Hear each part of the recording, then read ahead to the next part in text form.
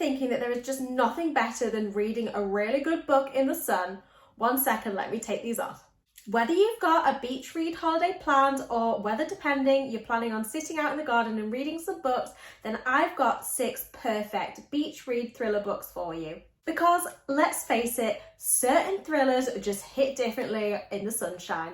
And if you say to me, Emma, what do you mean by beach read thrillers? Well, let me tell you what I mean by beach read thrillers. These are thrillers which are easy gripping page turners. You can devour them in a day. They don't take themselves too seriously, but we're crime and thriller book lovers. They've obviously got an element of darkness to them as well. Emma Reads Crime here. Make sure you like this post and hit that subscribe button. Make sure you stick around until the very end because I'm saving the best one till last. If you follow me on any of my other social media channels or if you've seen any of my shorts, then you may not be surprised to see that Jo Spain has made the cut.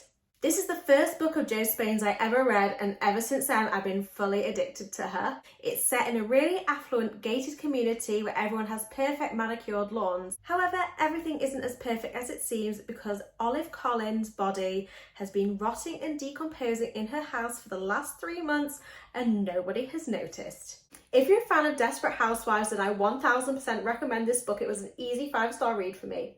This is a wildly addictive revenge book where Olivia was arrested 5 years ago for plotting to kill her husband.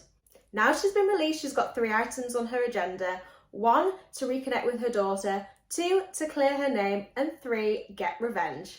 I took this book to Italy with me last year, however I didn't get a chance to read it in Italy because I devoured it on the plane before we got there. Tess Gerritsen has written some really dark books, including the Rizzoli and Isles series, and if you've not read the Rizzoli and Isles series, you need to get that on your list immediately. They're fantastic. Maggie Beard is a retired spy and she lives in a community with other retired spies. A corpse is left on her drive, so she has no choice but to investigate what is going on, and her other fellow retired spy friends help her. This is quite a light-hearted book compared to Tess's usual books, which makes it the perfect read for the beach.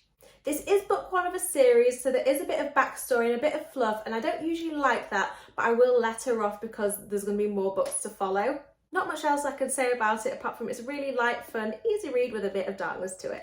This is the Great British Bake Off meets a classic whodunit murder mystery style book, but I need to be totally honest with you.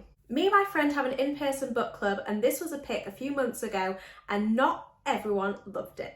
I enjoyed this. I thought it was a light, easy read. It was fun. There was dark elements to it. It didn't take itself too seriously. Will this blow you away and be a 5-star read? Probably not. Will you enjoy this on the beach? Possibly. Well, I hope so. I mean, if this cover doesn't scream beach read, then I don't know what will. Dora is an escort, but she falls in love and promises her fiance that she's going to retire from the escort world. However, before she does that, she wants to take on one last job set in a beautiful French chateau where she has to pretend to be the girlfriend of a client. What could possibly go wrong? Well, you're just going to have to read it to find out. I love Adele Parks. I think she's a fantastic author, and this book in particular I think would be a great, fantastic beach read. As promised, I'm saving the best one till last. This is a brand new release and I loved it so much. It is my book of 2024 so far. The book is Darling Girls by Sally Hepworth.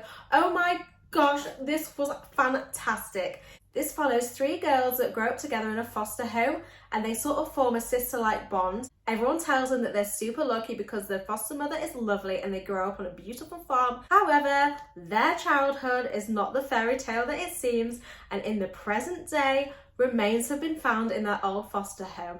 I've only read The Soulmate by Sally Hepworth before, but this was a hell of a lot darker and it had all the elements that you need for your perfect beach read. Thank you so much for watching my video. Let me know what you think in the comments. Thank you. Bye.